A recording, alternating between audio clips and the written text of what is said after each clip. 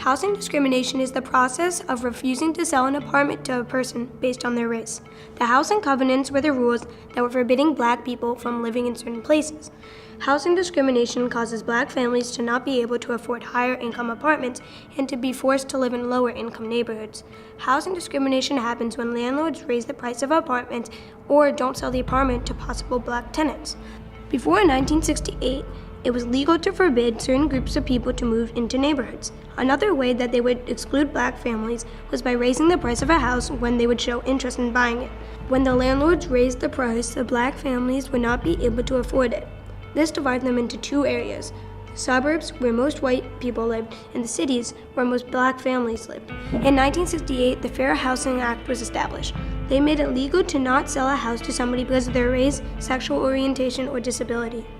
Housing discrimination affects people today by putting people in uncomfortable environments. For example, landlords might create hostile environments to push out residents and make them move out and raise the rent.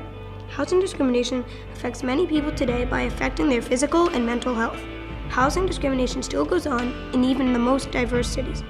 A raisin in the sun connects to housing discrimination.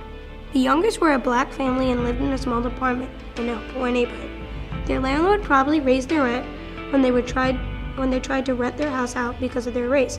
In A Raisin in the Sun, this is shown on how they only stay in the South Side Chicago, a primarily black neighborhood. On page 93, Mama said, "Them houses they put up for colored in them areas way out all seem to cost twice as much as other houses." Housing discrimination forced the Youngers to face many hardships in their lives. In 2016, there were 28,181 complaints about housing discrimination, according to the Next City reports. This number is actually growing. Even though housing discrimination is now against the law, it hasn't stopped some people from still doing it. But we also see many complaints coming in about this. Housing discrimination causes many problems and it makes people feel like they don't belong there. It's really good that we see people speaking out about it and notifying more people about the problem. People have literally been forced out of their homes through really bad condition just so greedy landlords could raise the rent and make more money for themselves. If we see the problem with our own house or someone else's house, we should address the problem and report it so you won't live in a bad house or be mistreated.